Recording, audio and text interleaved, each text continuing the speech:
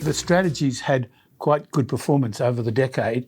How difficult will it be to keep that up, replicate it, or even exceed it? Well, hopefully we'll continue with it. I think, Peter, what I would say is that there will be no change to the process and the way we look at companies. So we don't kind of start with performance and then work back to try and work out what the process will be to get to a certain performance. So you will see certain managers will sort of move from we think value's cheap, so we'll start buying value, or we think, emerging markets look good, so we'll move to emerging markets. At the end of the day, our strategy is really just all about buying good businesses. And so we don't kind of start with the performance and work back from there. We start with the risk right front and center. What's the chance that we could lose money for clients?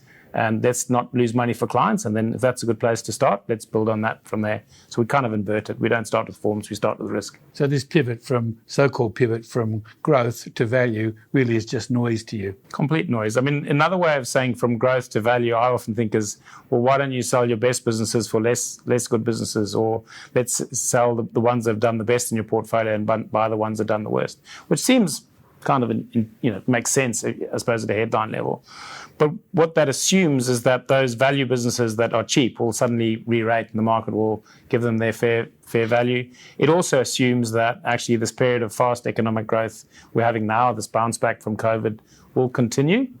That may or may not come to be. I've heard the value growth shift for 3 or 4 years now, to be honest.